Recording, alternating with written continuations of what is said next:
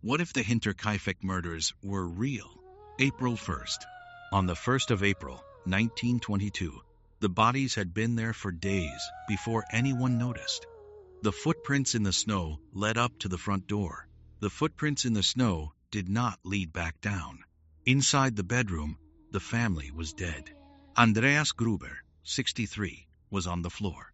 Caezilia Gruber, 70, was on the floor in the corner. Viktoria, their widowed daughter, was beside them.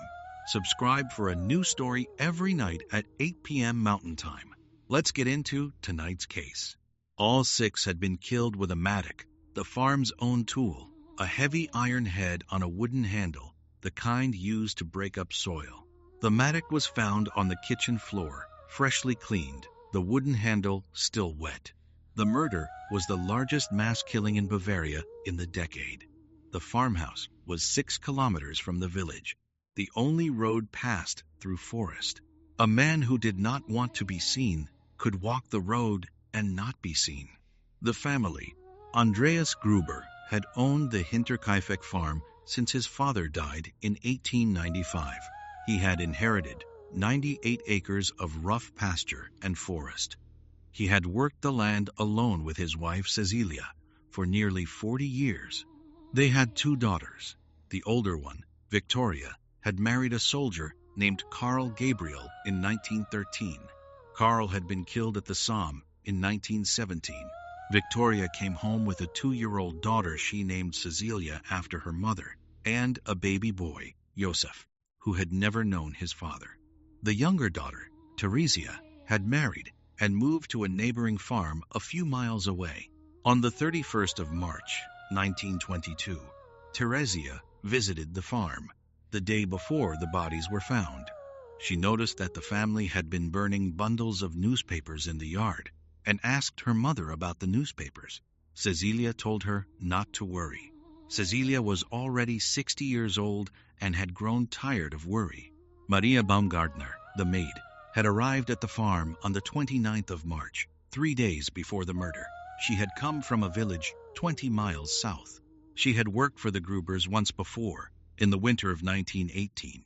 She was the only adult on the farm that the family had not known for years. The police would, over the decades, return to her many times. The investigation. The Munich Kriminalpolizei was called in on the 3rd of April, 1922, 2 days after the bodies were found. The local gendarmerie had locked the farm.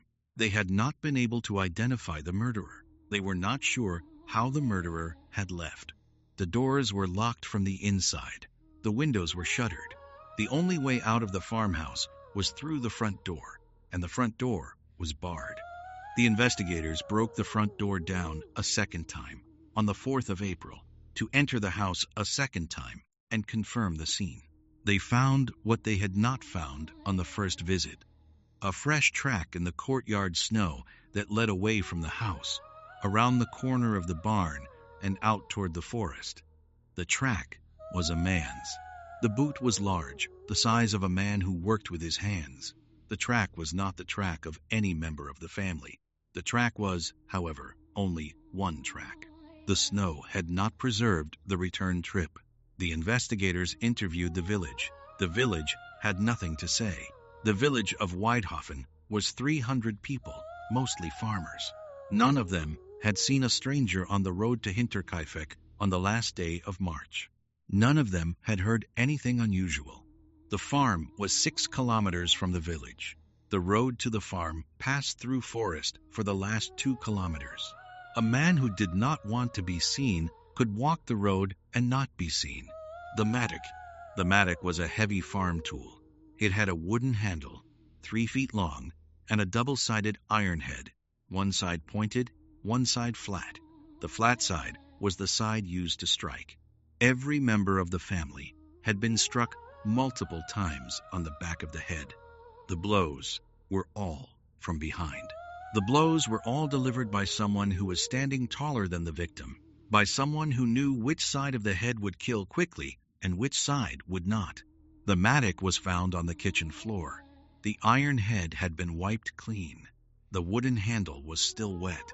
Whoever had killed the family cleaned the murder weapon and laid it on the floor, without hiding it, without taking it. The weapon was used, cleaned, and left. The police concluded, in their first report, that the killer was someone who knew the farm, someone who had access to the tool, someone who had planned the killing for a long time. The newspaper bundles the family had been burning in the yard were a separate mystery. The neighbors had seen the bundles on the 31st. Teresia had seen the bundles on the 31st. Caezilia had refused to explain them. The police never found out what was in the bundles. The bundles were burned before the police arrived. The bundles were one of 3 or 4 details in the case that the police, in their final report, would mark as never resolved. The nephew. Michael Ploeckinger was Caezilia's nephew. He was 24 years old in 1922. He had served in the last year of the war. He had come back to Munich with debts and a drinking habit. His father, Lorenz Ploeckinger, had died in 1920, leaving him a small inheritance. The inheritance was not enough to pay his debts.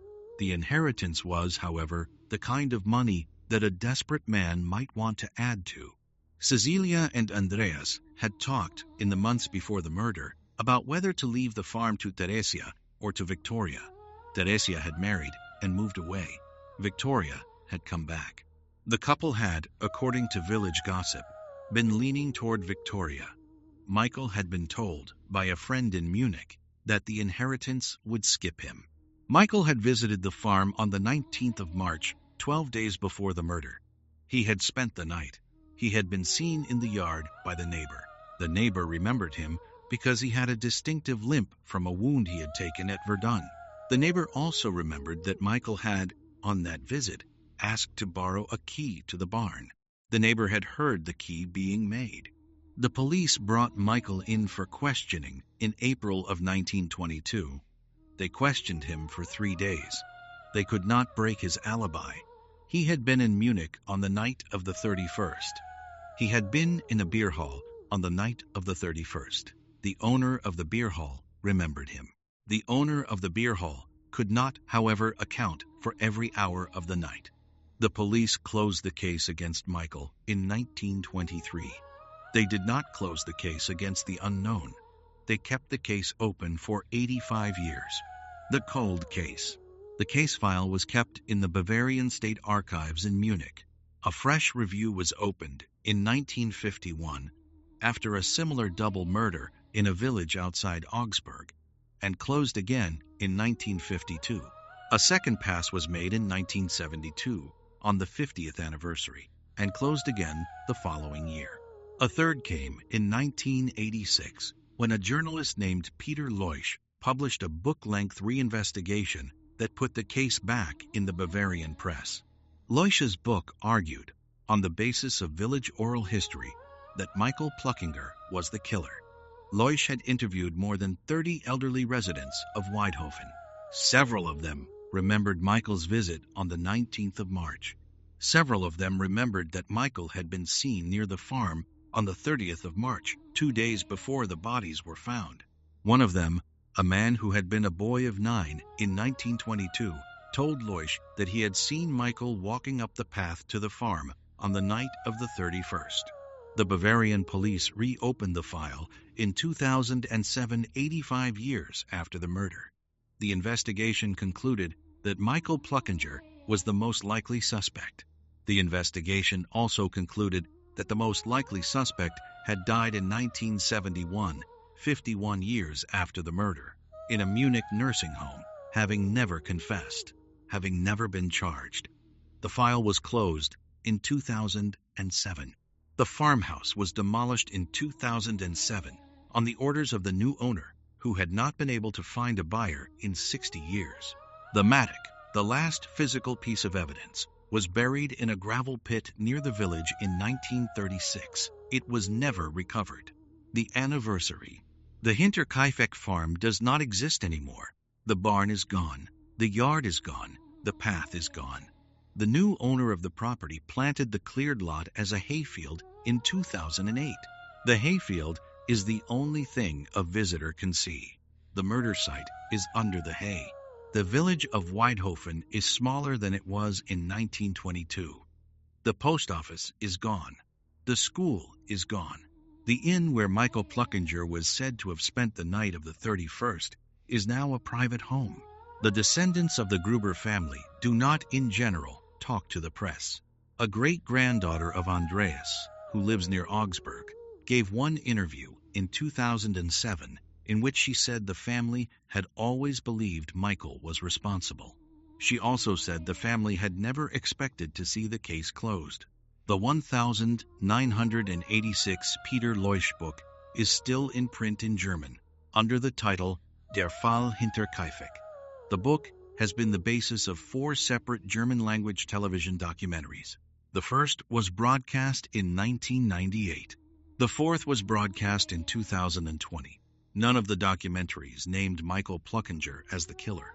None of the documentaries were willing to go beyond a prime suspect framing. The Bavarian State Archives still hold the case file. The case file is the longest-running unsolved murder case in German criminal history. The file is, by long-standing police practice, not made public. Researchers who have requested access to the file in the last 20 years have been told the file is closed. The question. Here is what the record contains. 6 people: Andreas, Caezilia, Viktoria, Caezilia Jr., Josef, and Maria, killed on a farm 6 kilometers from Waidhofen in the last days of March 1922.